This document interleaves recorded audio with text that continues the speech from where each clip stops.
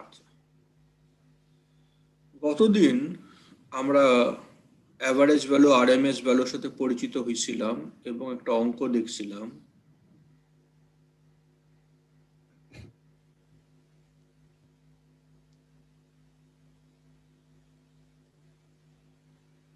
এবং আমি বলছিলাম যে তোমরা এই অঙ্কটা নিজেরা হাতে কলমে করবে টু সি যে অ্যাভারেজ ভ্যালু আদৌ এত আসে কিনা, আরএমএস ভ্যালু আদৌ এত আসে কিনা,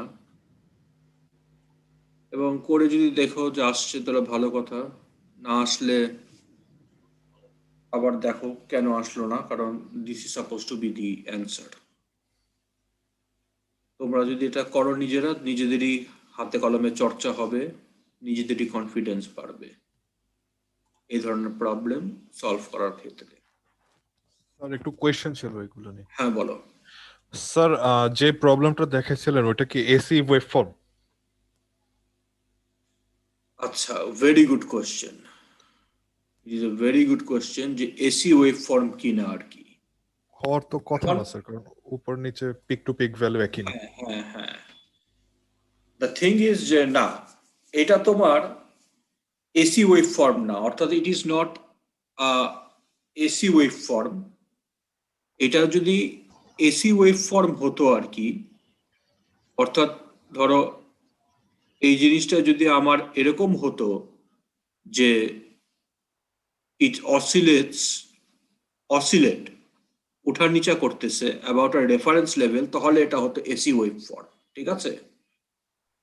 সো এসি ওয়েভ ফর্মের যদি আমরা এই ডেফিনেশন অনুযায়ী আগাই, এই যে ডেফিনেশনটা, এই যে এইটা, an alternating waveform that oscillates above and below the zero reference level, অর্থাৎ যার পিক টু পিক ভ্যালু হচ্ছে 2 ইন্টু দ্য অ্যাম্পলিটিউড, সেই ডেফিনেশন অনুযায়ী কিন্তু এইটা এসি ওয়েভ ফর্ম না সেই অনুযায়ী। ঠিক আছে? জি স্যার। বাট এই ওয়েভ ফর্মটা কিন্তু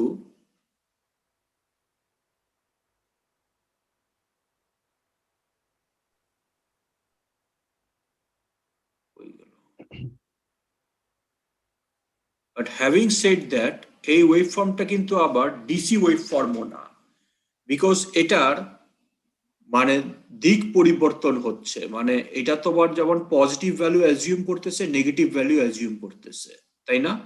জি sir. So it is not really AC wave form in the sense যে it doesn't oscillate above and below a defined reference level, but it is not a pure DC either. ঠিক আছে? এটা DCO না। So এটাকে তুমি কিভাবে term করবা আমি জানি না, মানে এটা তোমার এক ধরনের এসি ওয়েভ ফর্ম যদি তুমি ডেফিনেশন অফ এসি ওয়েভ ফর্মটা একটু রিল্যাক্স করো।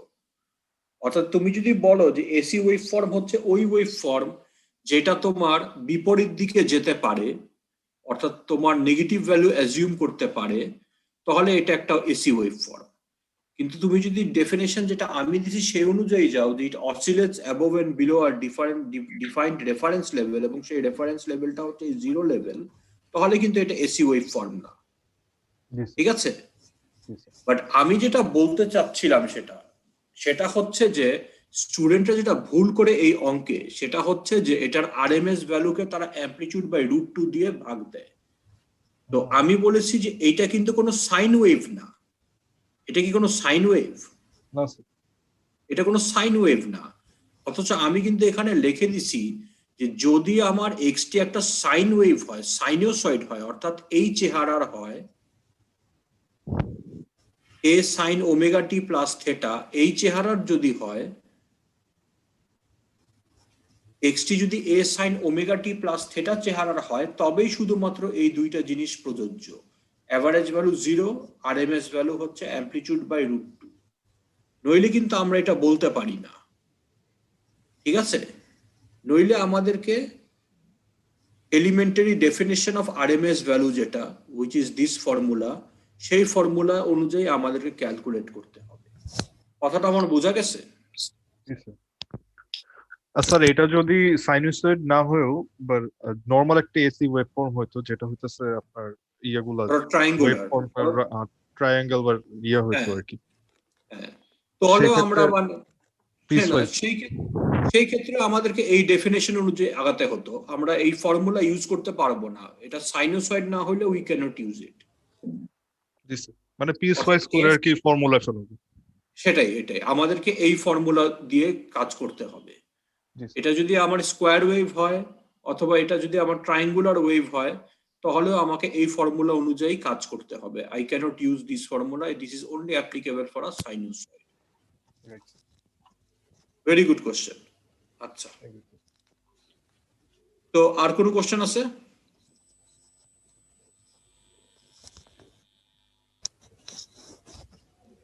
আচ্ছা, নইলে আমরা সামনে আগাই। আমাদেরকে তিনটা রিলেশনশিপ মনে রাখতে হবে between cosine and sine. The relationship is cos theta equal to sin theta plus 90 degree. এই রিলেশনশিপটা আমাদের মনে রাখতে হবে। মাইনাস সাইন থেটা হচ্ছে সাইন থেটা প্লাস 180 ডিগ্রি, এটা মনে রাখতে হবে। আর মাইনাস কস থেটা হচ্ছে কস থেটা প্লাস 180 ডিগ্রি, এটা আমাদের মনে রাখতে হবে। ফর্মুলা বা তিনটা রিলেশনশিপ আমাদের একটু কষ্ট করে মনে রাখতে হবে। The reason is phase difference ক্যালকুলেশনে এটা প্রয়োজন পড়তে পারে।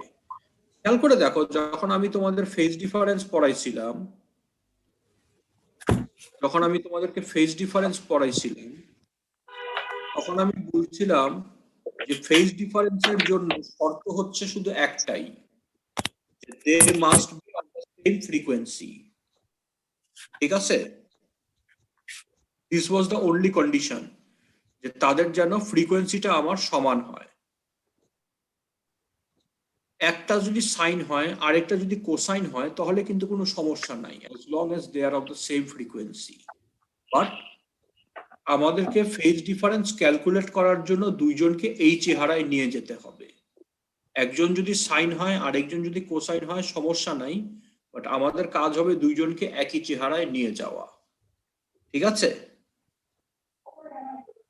এটা করার জন্যই মূলত এই রিলেশনশিপ গুলা, যেটা তোমরা দেখতে পাচ্ছ এখানে। Sine theta plus 90 degree, sine theta plus 180 degree ও সাইন থেটা প্লাস 180 ডিগ্রি। একটা এক্সাম্পল এখানে করে দেয়া আছে, যে ধরো আমার ভিটি হচ্ছে 5 cos ওমেগা টি প্লাস 60 ডিগ্রি আর আইটি হচ্ছে 4 sin omega t minus 20 degree. তো একটা কোসাইন আর একটা সাইন। এখন তোমাকে যদি ফেজ ডিফারেন্স বের করতে বলা হয়, তাহলে তোমাকে প্রথমত যেটা করতে হবে সেটা হচ্ছে যে দুইজনকে একই চেহারায় নিতে হবে। অর্থাৎ দুইজনকেই তোমার নিতে হবে, হয় এটাকে নিতে হবে সাইন ফর্মে এ সাইন ওমেগা টি প্লাস থেটা ফর্মে, অথবা এটাকে নিতে হবে এ কস ওমেগা টি প্লাস থেটা ফর্মে। তো এখানে দেখো কোস থিটা হচ্ছে সাইন থেটা প্লাস 90 ডিগ্রি। তো কসের যে আর্গুমেন্ট, এই যে এখানে থেটাটা, এটা হচ্ছে, এটা পুরাটা থেটা না, ওমেগা টি প্লাস থেটা যেটা, এই পুরাটা অ্যাঙ্গেল না? জি স্যার। কসের অ্যাঙ্গেল তো এই পুরাটা। জি স্যার। তো এটাকে সাইনে নিতে গেলে কি করতে হবে? এই পুরাটার সাথে 90 যোগ করতে হবে। জি স্যার। সেটাই করছি। এই দেখো, বিটি হচ্ছে 5 সাইন ওমেগা টি প্লাস থেটা যেটা ছিল, এই যে 377 প্লাস 60 ডিগ্রি, এই পুরোটার সাথে 90 যোগ করাতে এটা এখন সাইন হয়ে গেছে। ঠিক আছে, তো it becomes 5 sign omega T plus 150 degree. তো এটা এখন চেহারা হচ্ছে এ সাইন ওমেগা টি প্লাস থেটা, এটাও এ সাইন ওমেগা টি প্লাস থেটা। তাহলে ফেজ ডিফারেন্স হচ্ছে কত? 150 মাইনাস মাইনাস 20 সমান সমান 170 ডিগ্রি। যেহেতু 150 মাইনাস 20 থেকে বড়, সো ভি লিডস আই অথবা আই ল্যাগস বি। দেখো এই এক্সাম্পলটা বোঝা গেল কিনা?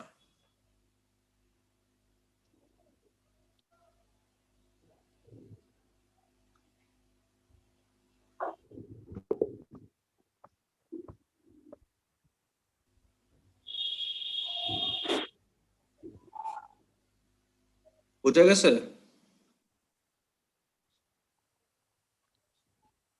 স্যার জি এইখানে স্যার। দুইটা ইকুয়েশন তো মানে ভিটি আর আইটি এখানে দুইটা ইন্ডিপেন্ডেন্ট ইকুয়েশন। সাপোজ দুইটা মানে দুইটা ওয়েভ ফর্ম এখানে কোইনসাইড করলো, সেই ক্ষেত্রে আমরা যদি সাইন কস বা মানে রূপান্তর করি তখন ওয়েভ ফর্মটা পরিবর্তন হয়ে যাবে না? মানে আমি ঠিক বুঝতে পারি নাই দুইটা মানে হচ্ছে দুইটা ওয়েভফর্ম যদি কোইনসাইড করে, মানে এখানে তো আমরা দুইটা ইন্ডিপেন্ডেন্ট ইকুয়েশন এখানে আমরা কনসিডার করছি। হ্যাঁ এখন সাপোজ দুইটা ইকুয়েশন মানে দুইটা ওয়েভফর্ম যদি আমাদের কোইনসাইড করে, সেই ক্ষেত্রে যদি সাইন কজের নিজেদের রূপান্তরের কারণে ওয়েভ ফর্মটা চেঞ্জ হয়ে যাবে না, মানে ইয়েটা গ্রাফটা কোইনসাইড করে মানে দুইটা যোগ হয় ছেদ করে আর কি।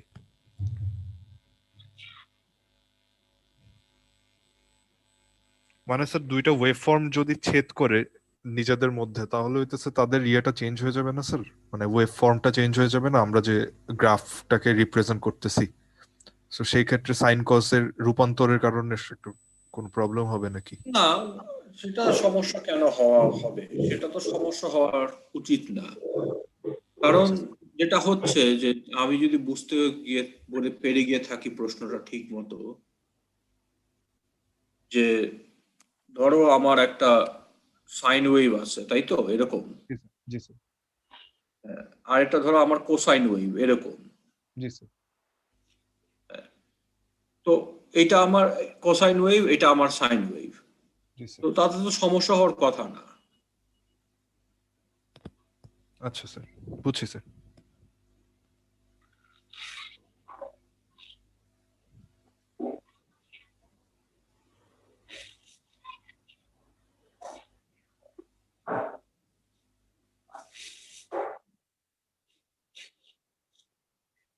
তো এটা নিয়ে আর কোনো প্রশ্ন আছে?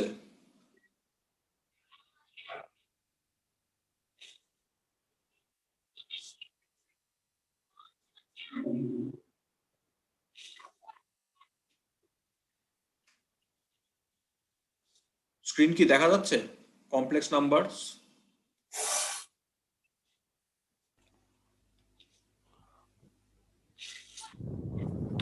স্ক্রিন দেখা যাচ্ছে? স্যার একটা ফোল্ডারে আর কি দেখা যাচ্ছে স্যার, অফিস ডক্স।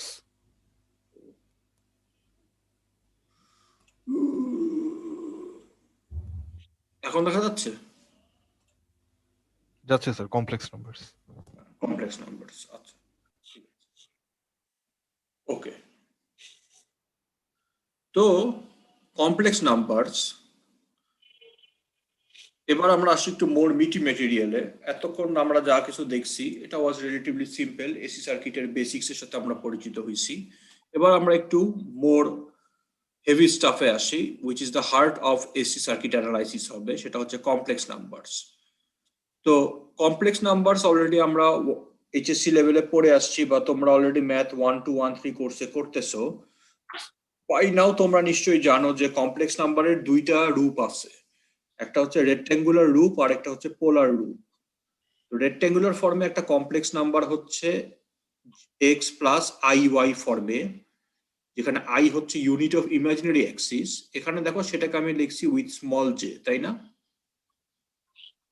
যেহেতু আই দিয়ে আমরা নর্মালি কারেন্টকে রিপ্রেজেন্ট করি, আই দিয়ে আমরা যেহেতু কারেন্টকে নর্মালি রিপ্রেজেন্ট করি ইন ইলেকট্রিক্যাল ইঞ্জিনিয়ারিং, এর জন্য ইলেকট্রিক্যাল ইঞ্জিনিয়ারিং এ আমরা ইউনিট অফ ইমাজিনারি অ্যাক্সিস কে লিখি উইথ জে, ঠিক আছে?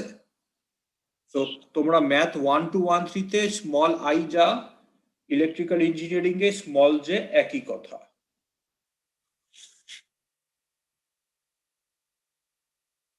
বোঝা গেল? জি স্যার।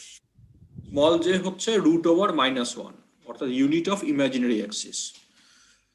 আর পোলার ফর্মে আমার একটা কমপ্লেক্স নাম্বারকে লেখা হয় এইভাবে, R theta, where R is the amplitude, theta is the phase angle. আর যে মোবাইল বাজতেছে। তো আমাকে যদি রেক্টেঙ্গুলার ফর্ম থেকে পোলার ফর্মে যেতে হয়, তাহলে আমার সূত্র হচ্ছে এইটা, যে আর হচ্ছে আমার √/(x²+y²), আর থেটা হচ্ছে tan ইনভার্স y/x। আর যদি পোলার থেকে রেক্টেঙ্গুলারে যেতে হয়, তাহলে x হচ্ছে r cos থিটা আর y হচ্ছে r sin থিটা। এই রিলেশনশিপ গুলোর সাথে কি আমরা পরিচিত অলরেডি প্রিভিয়াস জি স্যার। নলেজ থেকে, জি অথবা স্যার। ম্যাথ জি স্যার। 2 1 3 থেকে? জি স্যার। জি জি স্যার। পরিচিত, গুড। সো এখন আমরা আসি এসি সার্কিটের সবচেয়ে গুরুত্বপূর্ণ টার্মের সাথে, সেটা হচ্ছে ফেজর। তো ফেজর জিনিসটা কি? ধরো আমার এক্সটি হচ্ছে এ সাইন ওমেগা টি প্লাস থেটা। তো এটা হচ্ছে একটা ফাংশন অফ টাইম, তাই না? এটাকে বলা হয় time domain representation of XT, অর্থাৎ টাইমের সাথে সাথে সে ভ্যারি করতেছে এরকম একটা চেহারা।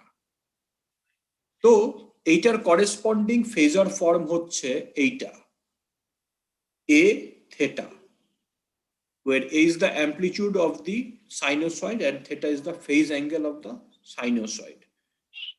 সেই জিনিসটাকে আমি এখানে লিখছি এই ফর্মে, যে টাইম ডোমেনে যদি আমার একটা সাইনোসয়েডের চেহারা হয় এরকম এ সাইন ওমেগা টি প্লাস থেটা, তাহলে আমার ফেজর ডোমেনে তার চেহারা হবে এরকম এ থেটা। ঠিক আছে? এখন দেখো তো, এই যে আমার ফেজর ফর্ম এ থেটা, এই ফর্মটা কমপ্লেক্স নাম্বারের পোলার ফর্মের সাথে মিলে কিনা, চেহারাটা মিলে কিনা? জি স্যার, আর এর জায়গায় এ আর থিটা। তাই না? মিলে না কমপ্লেক্স নাম্বারের পোলার ফর্মের সাথে? জি স্যার।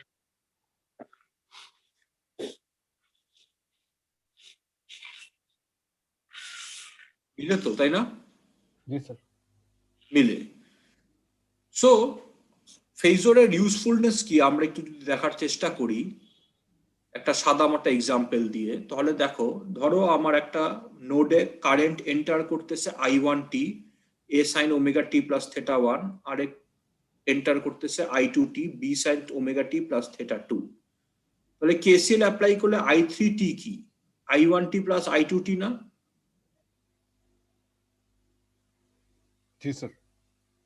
তাই তো, কেসিএল অ্যাপ্লাই করো, I3 কি এই দুইটার যোগফল, এন্টারিং কারেন্ট লিভিং কারেন্ট। তাই তো? জি স্যার। তো আমি এই দুইটার যোগফলকে দেখতে চাই এরকম একটা চেহারায়, সি সাইন ওমেগা টি প্লাস থেটা 3। তো সেটা করতে গেলে আমার কি করতে হবে? এটাকে আগে ভাঙতে হবে না? সাইন ওমেগা টি প্লাস থেটাকে এ সাইন এ প্লাস বি ফর্মুলায়, ট্রিগোনোমেট্রিক আইডেন্টিটির যে ফর্মুলা আছে সেটাতে ভাঙতে হবে। এটাকে জি ভাঙতে স্যার। হবে, তারপর কম্বাইন করতে হবে, কম্বাইন করে সিম্পলিফাই করলে শেষমেশ আমি এটাকে এই চেহারায় নিতে পারবো, তাই না? নিতে পারবো, জি স্যার। কিন্তু খাটনি হবে। নেওয়া সম্ভব, বাট খাটনি আছে, ঠিক কিনা? জি স্যার। কিন্তু আমি যদি ধরো এটাকে ফেজর ফর্মে নিয়ে যাই, I1 কে যদি আমি ফেজর ফর্মে নিয়ে যাই, তাহলে এটার ফেজর ফর্ম কত? এ থেটা 1 না? এ থিটা 1। আর I2 কত? B theta 2। জি স্যার।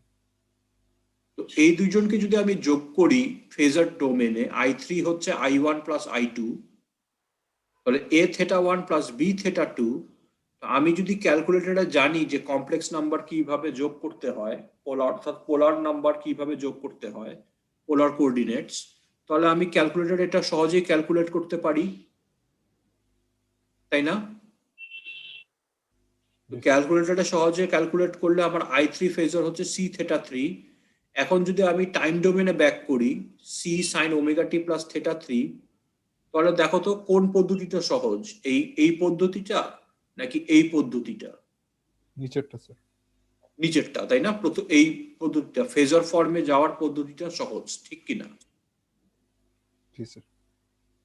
ঠিক। সো ফেজর ফর্মের ইউজফুলনেস কি আমরা একটা সাদামাটা এক্সাম্পল দ্বারা বুঝতে পারলাম, ঠিক আছে? দেখো আপাতত কোনো কোশ্চেন আছে কিনা?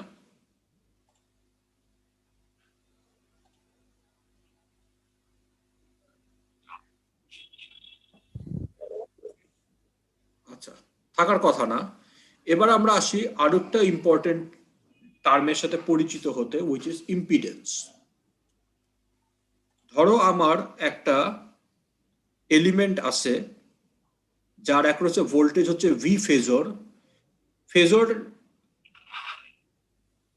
ইন্ডিকেট করা হয় এরকম একটা সাইন দিয়ে, এই টার্মটার উপরে একটা চিহ্ন দিয়ে ইন্ডিকেট করা হয় যে এটা একটা ফেজর, ঠিক আছে, একটা ওয়েভের মতো শেপ না এটা, উপরে দেখো সাইন ওয়েভের মতো একটা শেপ দেয়া আছে, সাইন ওয়েভ না ঠিক বাট একটা ওয়েভের মতো চিহ্ন দেয়া আছে, ভি এর উপরে একটা মাথায় একটা চিহ্ন দেয়া আছে, তাই না?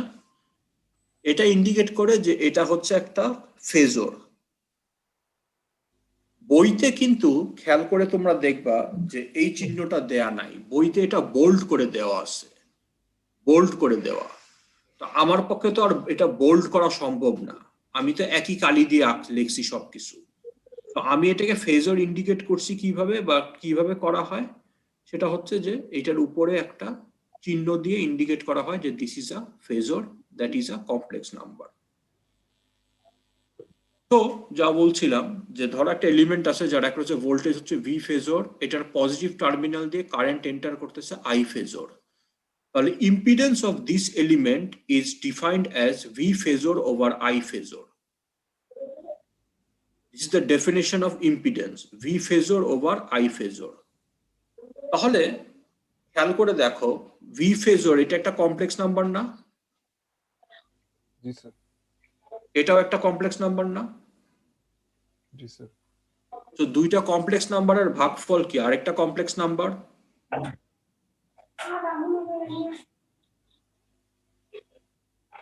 জি স্যার, আরেকটা কমপ্লেক্স নাম্বার। কথাটা বোঝা গেছে আমার? V phasor একটা কমপ্লেক্স নাম্বার, পোলার ফর্ম মানে কি একটা কমপ্লেক্স নাম্বার। তো ভি ফেজর একটা কমপ্লেক্স নাম্বার, আই ফেজর একটা কমপ্লেক্স নাম্বার, দুইটা কমপ্লেক্স নাম্বারের ভাগফল একটা কমপ্লেক্স নাম্বার। তো ভাগফলটার একটা রিয়েল পার্ট আছে, একটা ইমাজিনারি পার্ট আছে, যেহেতু কমপ্লেক্স নাম্বার। তো রিয়েল পার্ট অফ দ্য ভাগফল ইজ কল্ড রেজিস্ট্যান্স আর ইমাজিনারি পার্ট অফ দ্য ভাগফল ইজ কল্ড রিঅ্যাক্টেন্স। এই দুইটা জিনিসের সাথে আমরা পরিচিত হলাম, আর এই জিনিসটা হচ্ছে ইম্পিডেন্স, the ভাগফল। Complex number is called impedance. এই ইম্পিডেন্স, রিঅ্যাক্টেন্স এবং রেজিস্ট্যান্স তিনজনেরই ইউনিট হচ্ছে আমার ওহমস। ঠিক আছে?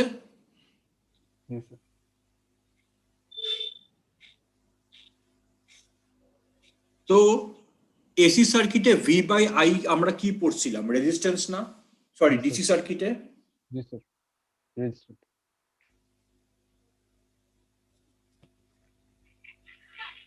কি শুনতেছো? জি স্যার, রেজিস্ট্যান্স পড়ছিলাম। আর এখানে হচ্ছে V phasor by I phasor হচ্ছে ইম্পিডেন্স, তাই না? জি স্যার। তো একটা অ্যানালজি দিয়ে আমরা বলতে পারি যে ডিসি সার্কিটে রেজিস্ট্যান্স ছিল ভি বাই আই, আর এখানে ইম্পিডেন্স হচ্ছে আমার V phasor by I phasor. তার মানে ডিসি সার্কিটে রেজিস্ট্যান্স যা ছিল, এসি সার্কিটে ইম্পিডেন্স হচ্ছে সেটার ইকুইভ্যালেন্ট। কথাটা বোঝা গেছে? ইকুইভ্যালেন্ট। সো আমি যদি আরেকবার বলি যে আমার যদি V phasor by I phasor হয় ইম্পিডেন্স, তাহলে এইটা একটা কমপ্লেক্স নাম্বার, এটা একটা কমপ্লেক্স নাম্বার, দুইটা কমপ্লেক্স নাম্বারের ভাগফল একটা কমপ্লেক্স নাম্বার, সেই ভাগফলের রিয়েল পার্টকে বলা হয় রেজিস্ট্যান্স, ইমাজিনারি পার্টকে বলা হয় রিঅ্যাক্টেন্স, এবং তাদের ইউনিট হচ্ছে ওহমস। এখন এই ইম্পিডেন্সকে যদি ইনভার্স করি আমি, তাহলে আমি পাই হচ্ছে অ্যাডমিটেন্স। এটা একটা নতুন টার্ম যেটার সাথে আমাদের পরিচিত হতে হবে, which is admittance. It is the inverse of impedance. So 1 by r plus jx অর্থাৎ i by v, এটার রিয়েল পার্ট হচ্ছে g, ইমাজিনারি পার্ট হচ্ছে b, where g is called conductance, b is called susceptance, এবং তাদের unit হচ্ছে সাইমেন্স, s।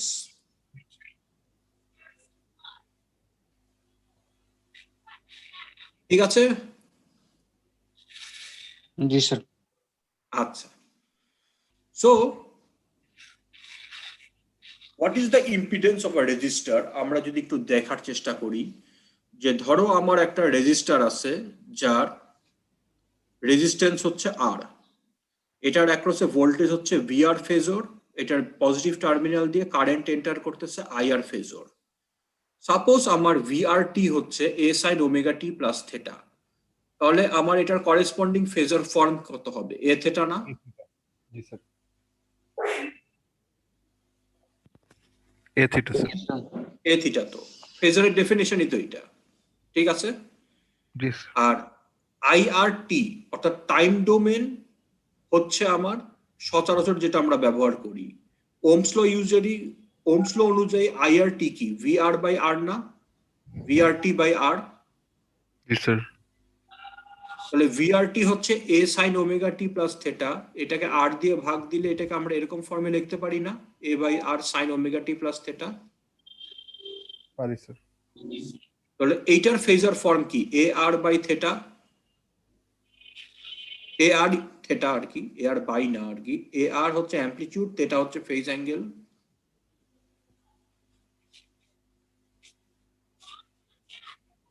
পারি না লিখতে? জি স্যার, পারি স্যার। পারি তো। তাহলে এটার ইম্পিডেন্স কি? ইম্পিডেন্সের ডেফিনেশন হচ্ছে V phasor by I phasor. I phasor. হ্যাঁ, so V R phasor by I R phasor হচ্ছে ইম্পিডেন্সের definition. So A theta divided by A by R theta, এটাকে সিম্পলিফাই করলে ইট কামস টু অ্যামপ্লিটিউড হচ্ছে আর, phase angle হচ্ছে 0 degree, which gives me শুধু আর।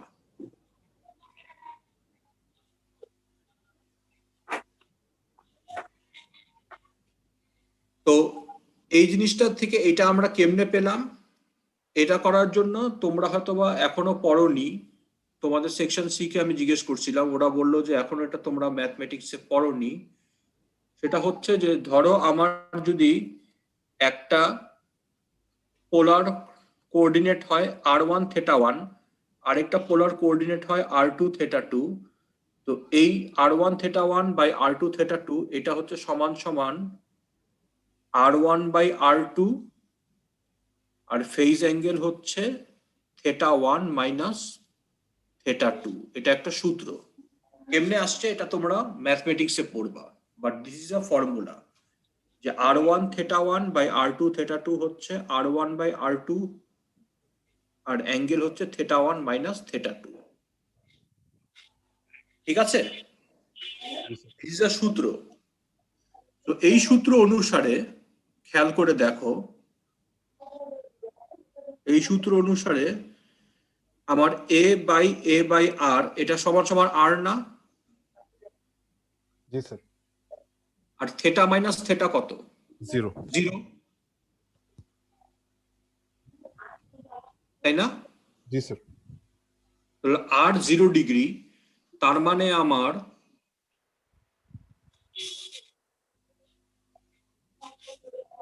এটা হচ্ছে আর, এটা হচ্ছে 0। তাহলে এক্স কত? আর কোসাইন 0, আর ওয়াই হচ্ছে আর সাইন 0। তো কস 0 এর মান কত? 1। 1। তার মানে আর কস 0 হচ্ছে শুধু আর, আর আর সাইন 0, সাইন 0 এর মান কত? 0। 0। তাহলে ওয়াই হচ্ছে 0। তাহলে জেড কত? এক্স প্লাস জে ওয়াই আর প্লাস জে 0 সমান সমান আর না? জি স্যার। সেইখানে সেই থেকেই তোমার এই আরটা আসছে। তো যেটা আমরা বুঝলাম সেটা হচ্ছে যে একটা রেজিস্টারের যদি রেজিস্ট্যান্স হয় আর, তার ইম্পিডেন্সও হচ্ছে আর। এটা আমরা বুঝলাম। আমাদের ডেরিভেশন জানার দরকার নাই, কিন্তু কেমনে আমার ইম্পিডেন্সটা সমান সমান আর হয় সেটা আমি এখানে তোমাদেরকে দেখালাম। এনি কোয়েশ্চেন্স আপ টু নাও?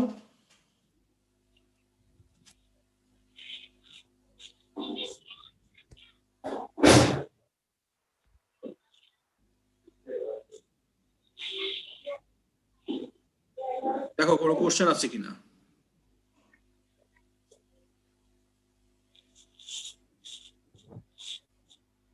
তো কোনো কোশ্চেন না থাকলে আমি আজকের মতো এখানেই থামবো। আমি একটু তোমাদের অ্যাটেন্ডেন্সটা নিয়ে নেই, তবে তার আগে একটা স্যার একটা কোশ্চেন ছিল। হ্যাঁ হ্যাঁ বলো বলো। স্যার আমরা এই যে আমরা যে ট্রিপল এ যেটা করতেছি, এই যে সাইন ওয়েভ কস ওয়েভ, এগুলো তো মানে স্যার সব মানে রিয়েল লাইফে আমরা অ্যাপ্লাই করব আর কি, তাই না? মানে এটা তো অবভিয়াসলি কোন একটা সার্কিটেই যাবে। হ্যাঁ, তাহলে স্যার আমরা কমপ্লেক্স সিস্টেমটা আনতেছি কেন, যেখানে একটা জিনিসই ইমাজিনারি ইউনিটের উপর বেসিস করে? এই যে তোমাকে তো আমি দেখালামই, নিজেদের সুবিধার্থে। আমরা তো স্বার্থপর প্রাণী, তাই না? এই যে দেখো, এই যে দেখো, তুমি তো ফিজিক্যালি অ্যাপ্লাই করবা এইটা। জি স্যার। এটাও তুমি ফিজিক্যালি অ্যাপ্লাই করবা। হ্যাঁ।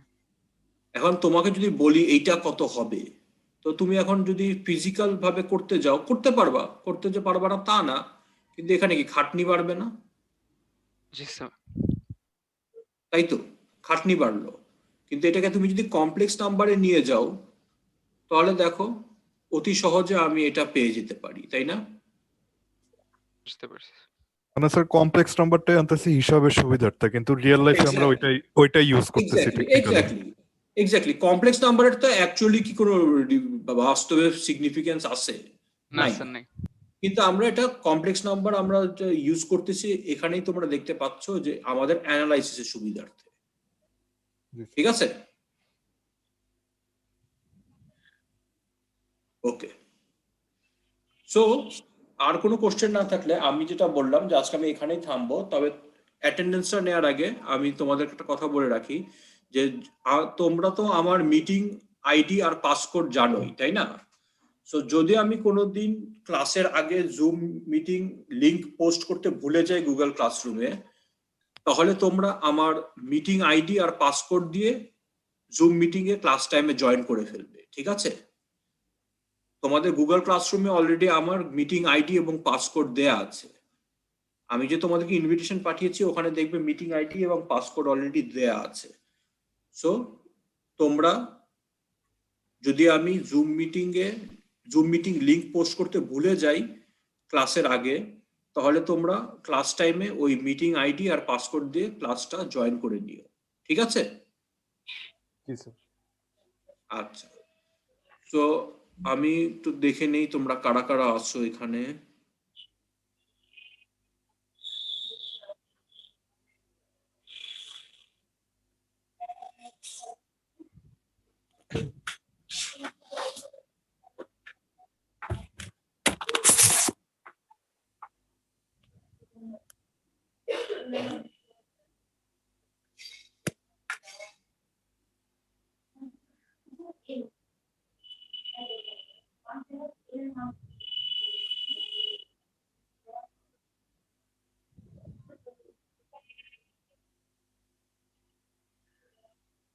আচ্ছা, আহনাফ তাহমিদ সাদ, তার আইডি কত?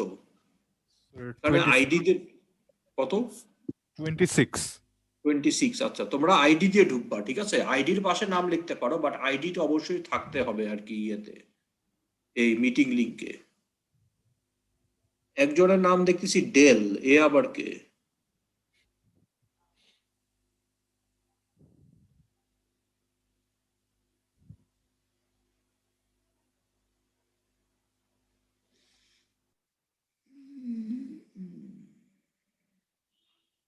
সেও রেসপন্ড করলো না, ডেল যে সেও রেসপন্স করলো না। এখানে ডেল নাম দেয়ার, অ্যানোনিমাস, কে এটা আমি তো জানি না।